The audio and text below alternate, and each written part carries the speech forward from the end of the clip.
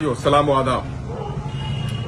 जैसा कि आपको मालूम है कि सीमांचल इलाके की तबाही और बर्बादी की बड़ी वजह यहां पर हर साल सैलाब और नदियों का कटाव है और इसी मामले को लेकर एक योजना बनी है जिसका नाम महानंदा बेसिन योजना है। हम सबों को यह उम्मीद थी कि इस योजना के जरिए से हमारी भलाई होगी, हमारी नदियों के कटाव को रोका जाएगा और सैलाब को से तबाही से भी बचाने की कोशिश की जाएगी। लेकिन अब जब योजना सामने में आया है तो देखकर बड़ी हैरत हो रही है कि इस योजना में नदियों के किनारे नहीं बल्कि नदियों से दूर उठकर बांध बांधे जाने हैं और ये इस बांध के अंदर में हमारी सैकड़ों बस्तियां आ जाएंगी।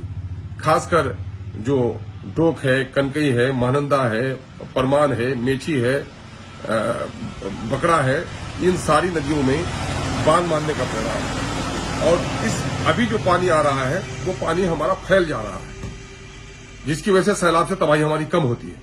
लेकिन बांध बांध देने के नतीजे में जो बस्तियां नीचे आ जाएंगी पानी का फैलना मुश्किल हो जाएगा और नतीजा होता है कि 1 मीटर पानी अगर आता है तो वो 3 मीटर कहीं 4 मीटर हो जाएगा और हमारी बस्तियां डूब जाएंगी।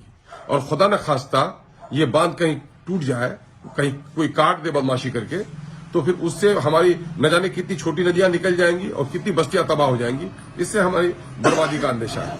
सबसे बेहतर यह होता कि हमारी नदियों में सैलाब को तो एक प्राकृतिक मामला, कुदरती मामला है, उस पर बहुत ज्यादा सरकार कंट्रोल नहीं कर सकती, लेकिन कटाव के मामले में अगर बॉर्डर पिच कर दिया जाए हमारी नदियों के किनारे को तो इससे हमें ज्यादा फायदा होता।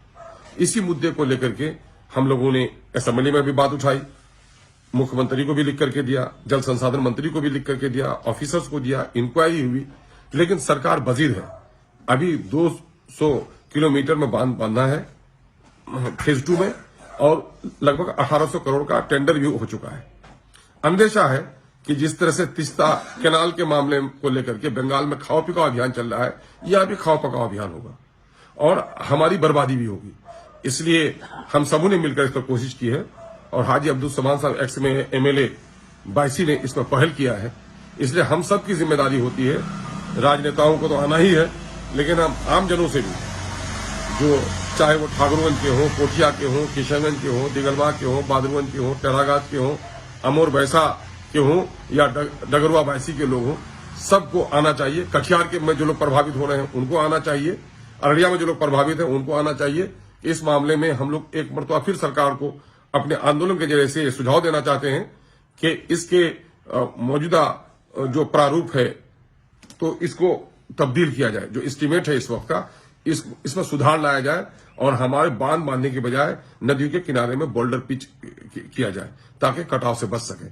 याद रखिए, अगर समय रहते हुए हम लोगों ने ये काम नहीं किया तो हमें बड़ा नुकसान होगा। हमने इस संबंध में आप लोगों की खिदमत में पर्चा भी जारी किया है, अनाउंसमेंट भी करवा रहा हूं। अमोर वैसा का एमएलए होने के नतीजे में मेरी बड़ी जिम्मेदारी होती है कि वहां के लोगों को मैं ज्यादा इसकी सूचना दूं। मैंने ये काम करवाया है। हम उम्मीद करते हैं कि कल आप तमाम तर मसरूफियात को तीज कर, कल संडे है, शादी है, ब्याह है, मंसूब है, हम लोग तो उसी में उलझ के रह जाते हैं। सब काम को छोड़कर कल आप आइए और इस प्रोग्राम को सफल बनाइए। यकीन जानिए, जमहूरियत में तादाद की बड़ी अहमियत होती है। तादाद हो और आवाज न हो तो मारे जाएंगे, और आवाज हो और पीछे तादाद न हो तो फिर बेवजन हो जाएंगे।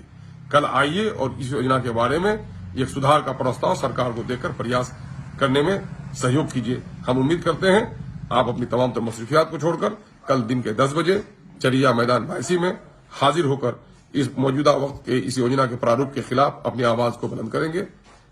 आपका इंतजार है। अस्सलाम वालेकुम, आदाब। याद रखिए, तारीख की नजरों ने वो दौर भी देखे हैं, लम्हों ने खता की है, सदियों ने सजा पाई।